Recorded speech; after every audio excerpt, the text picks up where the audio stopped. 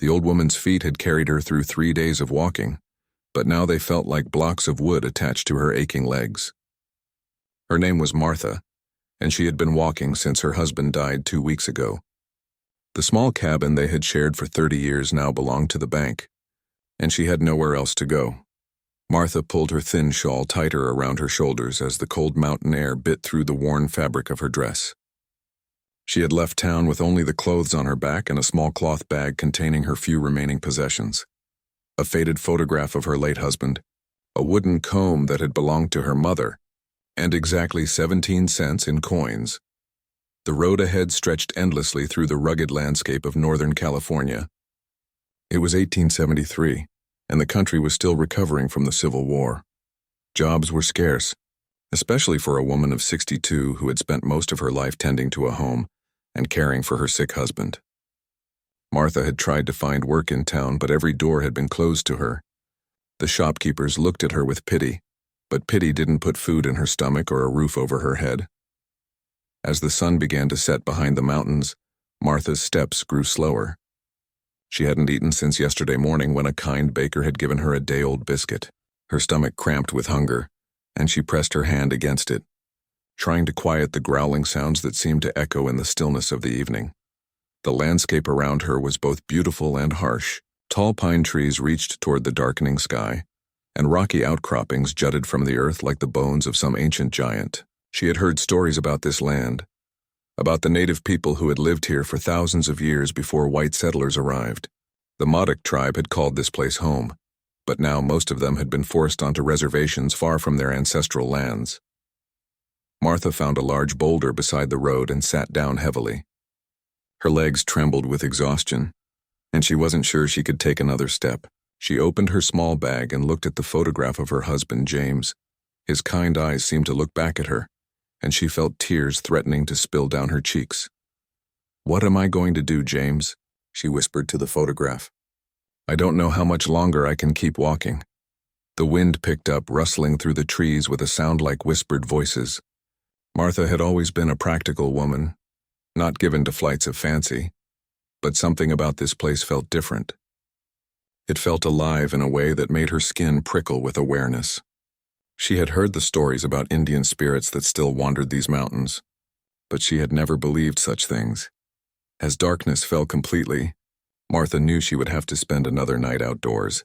She had done it twice before on her journey, huddled against trees or rocks trying to stay warm until morning came. Each night had been colder than the last, and she feared that soon the cold would claim her just as the fever had claimed her husband. She gathered some pine needles and made a small pile beside the boulder where she planned to sleep. The needles would provide a little cushioning against the hard ground, though they would do nothing to keep the cold at bay. Martha wrapped her shawl around herself as tightly as she could and curled up in a ball, trying to conserve what little body heat she had left. The stars above were brilliant in the clear mountain air, more stars than she had ever seen when she lived in town. They seemed to pulse and dance in the darkness, and Martha found herself staring up at them despite her exhaustion. She had always found comfort in the night sky, in the steady presence of the moon and stars that had watched over countless generations before her. As she lay there shivering, Martha heard sounds in the distance. At first she thought it might be wild animals, and fear shot through her tired body. But as she listened more carefully, she realized the sounds were human voices, speaking in a language she didn't understand. The voices were soft and musical, nothing like the harsh English she was used to hearing. Martha sat up slowly, peering into the darkness. She could see the faint glow of a fire through the trees, perhaps half a mile away. Smoke rose in a thin column toward the stars, and she caught the faint scent of cooking food on the wind. Her empty stomach responded with a sharp pang of longing. She knew she should stay where she was. Stories about hostile Indians filled the newspapers, and everyone said it was dangerous for a white woman to travel alone through this country. But the cold was seeping into her bones, and she could feel her strength ebbing away with each passing hour. If she stayed here much longer, she might not survive until morning. Martha struggled to her feet, her joints stiff from the cold and her long journey. She picked up her small bag and began walking slowly toward the distant fire. Each step felt like it might be her last, but something deep inside urged her forward. Perhaps it was desperation, Or perhaps it was the same instinct that had kept her walking for 3 days when everything in her wanted to give up. The voices grew clearer as she approached, though she still couldn't understand the words. They sounded peaceful, not angry or threatening. She could hear the crackle of the fire and see the shapes of people moving around it. Her heart pounded as she realized she was about to encounter members of the Modoc tribe, the very people she had been warned to fear. Martha paused at the edge of the circle of firelight, suddenly uncertain. What would she say? How could she make them understand that she meant no harm? She was just a tired old woman looking for a warm place to rest and perhaps a scrap of food to keep her alive until morning. Taking a deep breath, Martha stepped forward into the light. The firelight danced across the faces of the small group gathered around the flames, and Martha felt her breath catch in her throat. There were perhaps 8 or 9 people sitting in a circle, their dark eyes reflecting the orange glow of the fire. The conversation stopped immediately when they noticed her, and Martha felt the weight of their stares. An elderly man with long gray braids and deeply lined skin rose slowly from his place by the fire. He wore buckskin clothing decorated with intricate beadwork and a blanket draped over his shoulders. His eyes were neither welcoming nor hostile as he looked at Martha, but rather filled with a kind of weary caution that spoke of too many encounters with white people that had ended badly. Martha's hands shook as she clutched her small bag. She realized how she must look to them, a ragged white woman appearing out of the darkness, probably bringing trouble or soldiers or both. She wanted to speak, to explain that she was harmless, but the words seemed stuck in her throat. "Please," she finally managed to whisper, her voice barely audible over the crackling of the fire. "I'm lost. I'm so cold." The elderly man spoke a few words in his own language to the others around the fire. Martha caught glimpses of their faces in the firelight. Women with kind eyes and weathered hands, men with the lean builds of hunters and warriors, and several children of various ages. One child in particular caught her attention, a girl who looked to be about 10 years old. The child's eyes were bright with curiosity rather than fear, and she seemed to be studying Martha with the intense focus that only children possess. A woman who appeared to be the girl's mother spoke sharply to her in their native tongue, probably telling her to stay back from the strange white woman, but the girl ignored the warning and continued to stare at Martha with those intelligent, searching eyes. The elderly man, who Martha assumed must be some kind of leader, gestured toward a spot near the fire. His meaning was clear.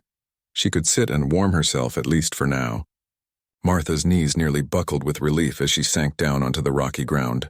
The warmth from the fire felt like a blessing against her frozen skin. She noticed that the group had been sharing a meal when she arrived. Clay bowls containing what looked like some kind of stew sat around the fire, along with flatbread and dried meat. The smell of the food made Martha's empty stomach clench with hunger, but she tried not to look at it directly.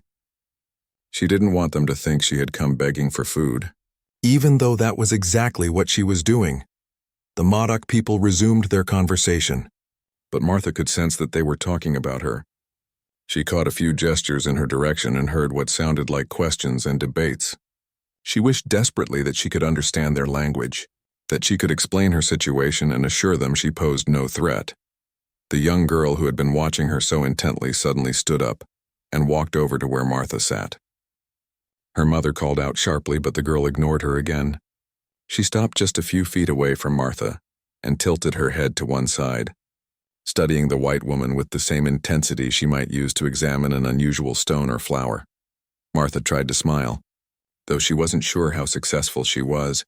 The girl was beautiful in the way that all children are beautiful, with smooth brown skin and glossy black hair that fell in 2 neat braids down her back. She wore a simple dress made of soft-looking leather, decorated with small shells and colorful beads. "Hello," Martha said softly, not wanting to frighten the child.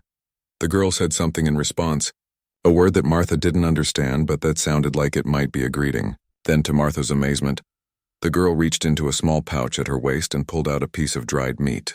She held it out to Martha with a shy smile. Martha's eyes filled with tears at the simple kindness of the gesture. She looked around the fire at the other faces, unsure if she should accept the gift.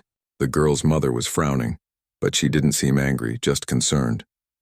The elderly man nodded slightly, and Martha realized he was giving his permission. "Thank you," Martha whispered, accepting the piece of meat with trembling hands. It was tough and salty, but to her it tasted better than any feast she had ever eaten. The protein gave her strength she hadn't felt in days, and for the first time since leaving town, she began to believe she might actually survive this ordeal. The girl smiled more broadly and said something else in her own language. Then she surprised Martha by reaching out and gently touching the white woman's hand. Her small fingers were warm and soft, and the gesture conveyed more kindness than any words could have. Martha learned later that the girl's name was Winona, which meant firstborn daughter in the Modoc language. But at that moment, sitting by the fire with this generous child, names didn't matter. What mattered was the recognition of shared humanity, the understanding that passed between them without words. The group around the fire began to settle in for the night. The women gathered the remaining food and stored it carefully, while the men banked the fire to ensure it would burn slowly until morning. Children were wrapped in blankets and settled close to the warmth. Martha realized they were preparing sleeping spaces for everyone, including her. Winona brought Martha a blanket, one that looked like it had been woven from soft plant fibers and decorated with beautiful geometric patterns. The child pantomimed wrapping it around herself and pointed to a spot near the fire where Martha could sleep. Again, the simple kindness overwhelmed Martha, and she had to blink back tears. As the camp settled into quiet, Martha lay wrapped in the borrowed blanket and stared up at the same stars she had been watching earlier. But now, instead of feeling alone and abandoned, she felt surrounded by unexpected compassion. These people who had every reason to distrust and fear her had welcomed her into their circle and shared their food and warmth. She thought about all the stories she had heard about hostile Indians, about savage warriors who scalped innocent white settlers. Looking around at the peaceful faces of her hosts, she realized how wrong those stories had been. These were people just like her, trying to survive in a harsh world, caring for their families and protecting their children. Martha drifted off to sleep feeling safer than she had in weeks, lulled by the soft sounds of the dying fire and the gentle breathing of the people around her. She had no idea that tomorrow would bring even greater tests of both her endurance and the remarkable generosity of the young girl who had already given her so much. Martha woke to the sound of voices speaking urgently in the Modoc language. The fire had burned low during the night, casting long shadows across the camp, and the first pale light of dawn was just beginning to touch the eastern mountains. She sat up slowly, her body still aching from days of walking, and tried to understand what was happening. The elderly man she had met the night before was standing with several other adults, and their expressions were serious. They kept glancing toward the horizon and pointing in different directions. Martha followed their gaze and felt her heart sink as she saw what they were looking at. A column of dark smoke rising in the distance, too thick and black to be from a cooking fire. Winona appeared at Martha's side, her young face grave with worry. She said something in her native language and pointed toward the smoke. Even without understanding the words, Martha could see the fear in the child's eyes. Something terrible was happening, and the Modoc people knew what it meant. One of the men jogged back into camp from where he had been standing watch on a nearby ridge. He spoke rapidly to the elder, gesturing toward the south. Martha caught the tone of urgency in his voice, and she saw several of the women begin gathering their belongings with quick, practiced movements. The elder turned to Martha and spoke a few words she didn't understand, but his meaning was clear from his gestures. They needed to leave this place, and quickly. Martha struggled to her feet, her joints protesting after sleeping on the cold ground. She folded the blanket Winona had given her and tried to hand it back, but the girl shook her head and pushed it toward Martha again. As the camp prepared to move, Martha began to understand the situation more clearly. The smoke in the distance wasn't from a forest fire or an accident. It was coming from the direction of the Modoc reservation, where most of the tribe had been forced to live after their traditional lands were taken by the government. The thick, acrid smell on the wind told a story that Martha had heard too many times before. Buildings burning, lives disrupted, people fleeing. She had read about tensions between the Modoc people and the government in the newspaper back in town.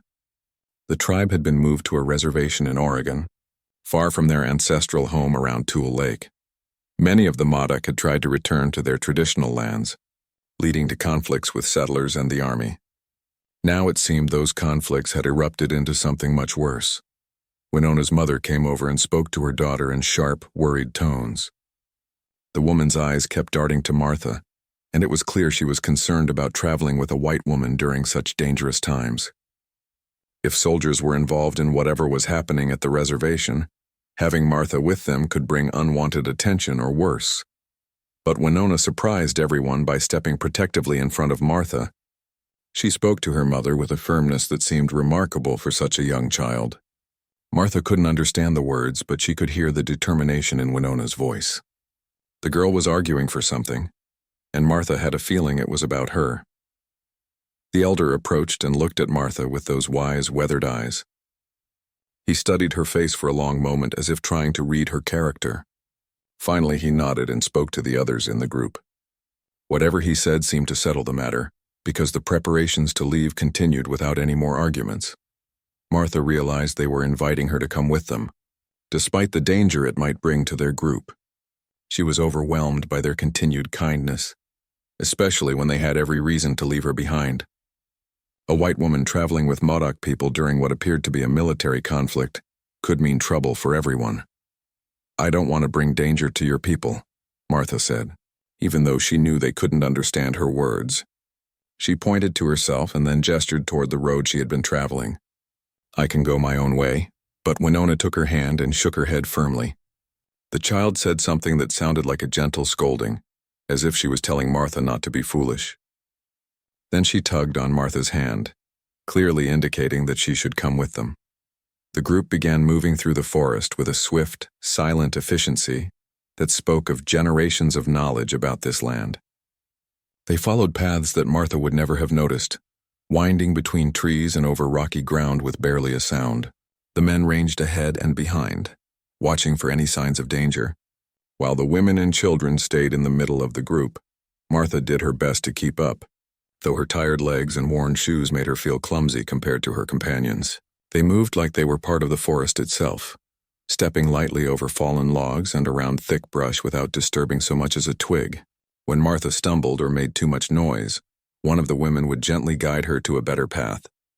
As they traveled, the smoke on the horizon grew thicker and darker. Other signs of trouble began to appear. The distant sound of gunshots echoing through the valleys and birds flying in agitated flocks as if disturbed by something unnatural.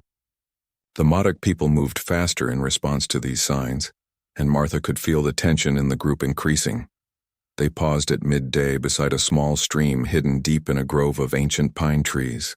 The water was crystal clear and painfully cold, but it tasted better than anything Martha could remember drinking. She cupped her hands and drank deeply, feeling some of her strength return. While the adults discussed their route in hushed tones, Winona sat beside Martha on a fallen log. The girl reached into her pouch and pulled out another piece of dried meat, offering it to Martha with the same generous spirit she had shown the night before. This time Martha tried to refuse, realizing that the child was giving away her own food, but Winona insisted, pressing the meat into Martha's hands with a serious expression. She said something in her own language that sounded like it might be an explanation, or perhaps a gentle argument about why Martha needed to eat. The child's concern for this strange white woman was touching, especially considering everything else that was happening around them. As Martha ate the tough, salty meat, she watched Winona interact with the other children in the group. Despite being the youngest, she seemed to have a natural authority among them. She organized simple games to keep the smaller children quiet and distracted, and she helped distribute water from the stream. There was something special about this child, a maturity and kindness that went far beyond her years.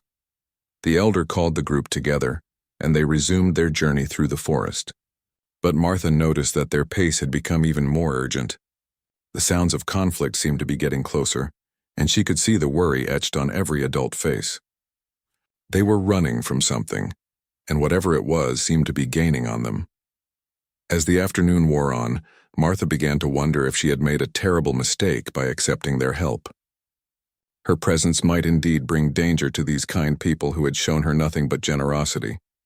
But every time she tried to suggest leaving the group, Winona would appear at her side with that determined expression, clearly refusing to let the white woman face whatever was coming alone. By evening, the sounds of pursuit had grown much closer. The crack of rifle fire echoed through the mountains, and Martha could hear the distant shouts of men calling to each other in English. Her worst fears were being realized. The army was hunting the Modoc people, and she was traveling with them. The group had climbed high into the rocky hills, following paths that seemed to exist only in the memories of the Modoc guides. Martha's lungs burned from the thin mountain air and the constant upward climb, but she forced herself to keep moving. Behind them, she could occasionally glimpse the flickering lights of torches through the trees, growing steadily closer. The elder called a halt in a small clearing surrounded by tall granite outcroppings.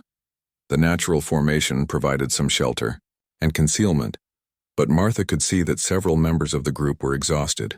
The older people and small children were struggling with the pace, and everyone looked drawn and worried. Winona's mother gathered her daughter close and spoke to her in urgent, whispered tones. Martha watched the conversation with growing alarm, recognizing the tone even without understanding the words. The woman was giving her child instructions for something dangerous, the kind of desperate planning that happened when adults knew they might not survive what was coming. The elder and the other men held a quiet conference at the edge of the clearing. They kept glancing back toward the lights pursuing them and then looking ahead toward the higher mountains. Martha realized they were discussing whether to split up, perhaps sending the women and children in one direction, while the men led the soldiers away in another. The decision was made quickly and quietly. The elder approached Martha and the other non-combatants, gesturing toward a narrow path that led further up into the rocks. His meaning was clear. They would continue climbing while the men stayed behind to delay their pursuers. Martha felt sick at the thought of these brave men sacrificing themselves to protect the group. She had brought this danger upon them simply by being white, by being the kind of person the army was looking for among the Modoc people. The guilt weighed on her heart like a stone.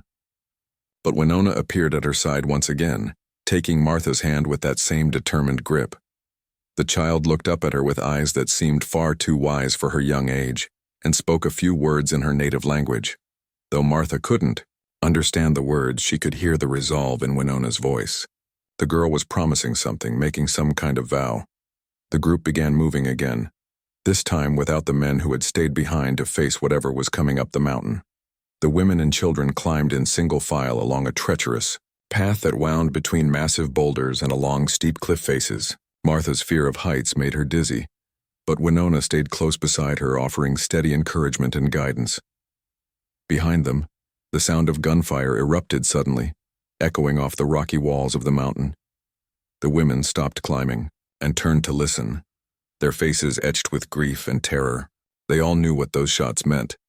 Their men were fighting and possibly dying to give them time to escape. Martha wanted to weep for these people who had shown her such kindness, only to have tragedy follow in her wake. But there was no time for tears now. They had to keep moving if the men's sacrifice was going to mean anything. The path led to a narrow ledge that ran along the face of a sheer cliff. Martha looked down once and immediately regretted it. The drop was hundreds of feet to the rocks below. The Modoc women moved along the ledge with practiced ease, but Martha found herself frozen with fear. Winona noticed her distress and doubled back along the ledge. The brave child took Martha's hand and began speaking to her in soft, encouraging tones. She demonstrated how to place her feet safely and how to keep her balance by pressing one hand against the rock wall. Step by step, with infinite patience, she guided Martha along the treacherous path. When they finally reached a wider area where the ledge opened into another small clearing, Martha collapsed against a boulder, shaking from fear and exhaustion. Winona sat beside her and offered her another piece of dried meat from her dwindling supply. Martha tried to refuse, knowing how precious food had become, but the child insisted with that same generous spirit she had shown from their first meeting. The shooting behind them had stopped, leaving an ominous silence that was perhaps worse than the sounds of battle had been. The women gathered the children close and began preparing what might be their final camp. They had climbed as high as they could go. Above them rose sheer rock faces that even expert climbers would struggle to scale. Martha realized that they were trapped. The narrow ledge was the only way in or out of this natural fortress, which meant it could easily become their tomb if the soldiers found the path. She looked around at the faces of the women and children, seeing her own fear reflected in their eyes. But Winona seemed remarkably calm for a child facing such danger. She moved among the group with quiet confidence, helping to comfort the younger children and assisting the older women with preparing their meager camp. When she returned to Martha's side, she offered not just food but also water from a small skin she carried. "You're sharing your last supplies with me," Martha said, though she knew the child couldn't understand her words. "Why are you being so kind to a stranger who has brought trouble to your people?" Winona tilted her head and studied Martha's face with that intense, thoughtful expression. Then she reached out and gently touched Martha's cheek, wiping away a tear the older woman hadn't realized had fallen. The gesture was so tender, so full of compassion, that Martha felt her heart break a little. The child said something in her native language, a phrase that sounded like it might be a question or perhaps an observation about human nature. Though Martha couldn't understand the words, she somehow knew that Winona was trying to tell her something important about kindness and humanity, about the connections that exist between all people regardless of the color of their skin or the language they speak. As the night deepened around their precarious refuge, Martha lay wrapped in the blanket Winona had given her and listened to the sounds of the mountain. Somewhere in the darkness below, soldiers were probably searching for their trail. The men, who had stayed behind to protect them, were likely dead or captured. And here on this high ledge, a small group of women and children waited to see if they would live to see another sunrise. But in the middle of all this fear and uncertainty, Martha found herself thinking about the extraordinary kindness of the young girl sleeping beside her. Winona had shared her food, her blanket, and her protection with a complete stranger, asking for nothing in return. In a world full of hatred and violence, this child had chosen compassion. Dawn came gray and cold to their rocky refuge, bringing with it the sound Martha had been dreading, voices speaking English somewhere below on the mountainside. The soldiers had found their trail and were beginning the climb up the treacherous path. The women and children gathered together in the center of their small ledge, holding each other close as they waited for whatever fate would bring. Martha's guilt felt like a weight crushing her chest. She had been the beacon that led these soldiers to this peaceful group of women and children. Every step of kindness that Winona and her people had shown her had brought them closer to this moment of reckoning. Winona's mother spoke quietly to her daughter, holding the girl's face in her hands as she delivered what sounded like final instructions. Martha didn't need to understand the language to recognize the desperate love in a mother's voice as she tried to prepare her child for the worst possible outcome. But Winona surprised everyone by standing up and walking to the edge of the ledge where the narrow path began. She looked down at the approaching soldiers, then back at her people, and then directly at Martha. The expression on her young face was one of absolute determination, as if she had made a decision that no one else could understand or change. The child reached into her small pouch and pulled out something Martha hadn't seen before. A piece of bread, carefully wrapped in soft leather. It was clearly the last of Winona's personal food supply, probably saved for the most desperate moment. The bread was small and hard, likely made from acorn meal and dried berries, but to a starving person it represented life itself. Winona walked over to Martha and pressed the wrapped bread into her hands. She spoke a few words in her native language, words that sounded like a blessing or perhaps a goodbye. Then, before anyone could stop her, the brave child walked back to the edge of the ledge and began climbing down toward the advancing soldiers. Martha lunged forward to stop her, but Winona's mother caught her arm. The woman's eyes were filled with tears, but she shook her head firmly. She understood something about her daughter's plan that Martha didn't, and as much as it broke her heart, she knew she had to let the child go. The other women began to understand what Winona was doing, and several of them started to weep openly. They gathered the younger children close and moved toward the back of the ledge, as far from the path as possible. But they all watched as the brave 10-year-old climbed steadily down toward certain danger. Martha could hear the soldiers' voices getting clearer as they climbed. There seemed to be about 6 or 7 men, and their conversation was casual, almost lighthearted. They were discussing the best way to flush out the hostiles and speculating about what kind of reward they might receive for capturing the fugitive Indians. When Winona appeared on the path before them, the soldiers stopped their advance in surprise. Martha could hear their excited voices as they realized they had found one of the people they were hunting. But instead of trying to run or hide, Winona walked directly toward them with her small hands raised in a gesture of surrender. From her position high on the ledge, Martha could see the encounter unfolding below. The soldiers surrounded the small figure of the child, their rifles pointed at her even though she obviously posed no threat. One of them, apparently the leader, began questioning her in broken English, demanding to know where the other Indians were hiding. Winona stood perfectly still in the center of the circle of armed men, showing no fear despite being vastly outnumbered and outgunned. When the soldier repeated his question more loudly, she finally responded, not in English but in her native language. She spoke clearly and calmly, as if she were having a normal conversation rather than facing potential death. The soldiers grew frustrated with her refusal to speak English or reveal the location of her people. Martha could see them gesturing angrily and hear their voices rising with impatience. One of them grabbed Winona's arm roughly and shook her, demanding answers she refused or was unable to give. But the child's composure never broke. She continued to stand tall among the towering soldiers, her dignity intact even as they threatened and intimidated her. Martha realized that Winona was buying time for her people, drawing the soldiers' attention away from the ledge where the other women and children were hiding. The questioning continued for what felt like hours, but was probably only minutes. The soldiers seemed to be debating what to do with their small prisoner. Some wanted to continue searching for the rest of the group, while others argued that they should take the child back to the fort as evidence of their success. Finally, their leader made a decision. He barked orders to his men, and Martha watched in horror as they began to bind Winona's hands with rough rope. The child submitted to this treatment without protest, never once looking up toward the ledge where Martha and the others were hiding. As the soldiers prepared to leave with their prisoner, one of them happened to glance up toward the rocky heights above. Martha's heart stopped as she realized he might have spotted movement on the ledge. But at that exact moment, Winona began to sing. Her voice was clear and sweet, echoing off the stone walls of the mountain like the song of an angel. The melody was haunting and beautiful, unlike anything Martha had ever heard. It seemed to fill the entire canyon with its pure, innocent sound, and even the hardened soldiers stopped to listen. The song served its purpose. The soldier who had been looking up toward the ledge was distracted by the unexpected music, and his attention returned to the small singer in their midst. Whatever chance he might have had to spot the hidden women and children was lost in the spell of Winona's voice.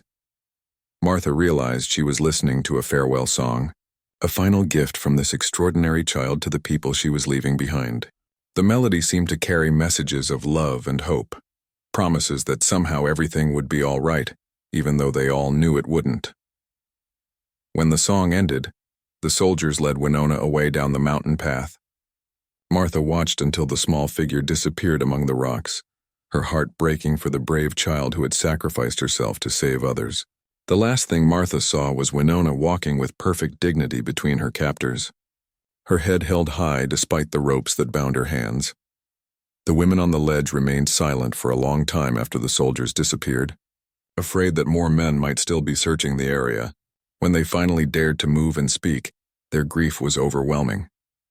They had lost their protector, their brave little warrior who had given herself up to save them all. Martha clutched the piece of bread Winona had given her, the child's final meal shared freely with a stranger who had brought nothing but trouble to her people. Through her tears, Martha understood that she had witnessed something sacred, a love so pure and selfless that it transformed everyone who encountered it. 3 days passed before Martha and the surviving Modoc women dared to leave their rocky refuge.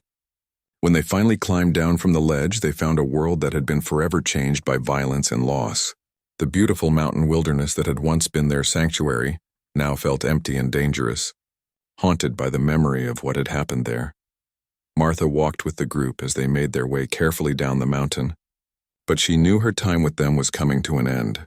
The bread that Winona had given her sustained her body, but the memory of the child's sacrifice nourished something deeper in her soul.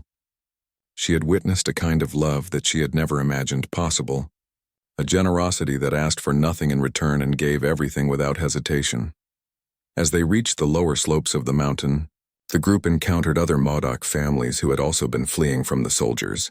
The reunion was bittersweet, filled with tears for those who had been lost and relief for those who had survived. Martha listened as Winona's mother told the story of her daughter's brave sacrifice, and she saw how the tale spread through the group like ripples on water. The other Modoc people looked at Martha with a mixture of curiosity and respect. Word of how Winona had protected the white woman, sharing her food and blanket and ultimately her life, had given Martha a kind of honorary status among them. She was no longer just a stranger who had stumbled into their camp. She was the recipient of their greatest treasure, a child's pure love. But Martha also understood that her presence continued to put these people in danger. As long as she traveled with them, they risked being associated with harboring a white woman during a time of military conflict. She had to leave them, even though the thought of being alone again filled her with dread. On the fourth morning after Winona's capture, Martha made her decision. She approached the elder who had first welcomed her to their fire and tried to explain through gestures and the few Modoc words she had learned that she needed to go her own way. The old man studied her face with those wise eyes and nodded slowly, understanding her choice even if he didn't agree with it. Winona's mother came to say goodbye, and the meeting was almost too painful for Martha to bear. The woman pressed a small object into Martha's hands, a piece of beadwork that had belonged to Winona, a bracelet made of tiny shells and colorful stones. Through tears and broken words, she made Martha understand that she wanted her to have something to remember the child by. Martha tried to refuse the precious gift, knowing how much it must mean to Winona's mother. But the woman insisted, speaking passionately in her native language. One of the other women translated a few words into broken English. She says, "Winona would want you to have." As Martha prepared to leave the group, several of the women approached her with small offerings, a piece of dried meat, a small water skin, another blanket. They were giving her supplies for her journey, continuing the tradition of generosity that Winona had started. Martha was overwhelmed by their continued kindness, especially after all the tragedy that had followed her arrival in their lives. She set off down the mountain alone, carrying more than just the physical gifts the Modoc people had given her. The memory of Winona's sacrifice had changed something fundamental in Martha's understanding of human nature. She had always believed that people were essentially selfish, that kindness was rare and usually came with a price. But this child had shown her a different truth, that love could exist without conditions, that generosity could flow freely even in the face of danger and death. Martha's journey continued for several more weeks, but now she traveled with a different kind of strength. When she was hungry, she remembered Winona sharing her last piece of meat. When she was cold, she wrapped herself in the blankets the Modoc women had given her, and felt their warmth in more than just a physical sense. When she was lonely and afraid, she thought of the brave child who had walked down that mountain path to face unknown dangers, rather than let harm come to others. Eventually, Martha reached a small town where she was able to find work helping a family whose mother had died in childbirth. The work was hard and the pay was small, but it gave her a roof over her head and food in her stomach. More importantly, it gave her a chance to pass on some of the kindness she had received. In the evenings, when her work was done, Martha would tell the children of the family about Winona. She spoke of the brave Modoc girl who had shared her last meal with a stranger, who had given up her own safety to protect others, who had shown that true courage wasn't about being fearless but about doing what was right even when you were afraid. The story of Winona spread beyond that one family.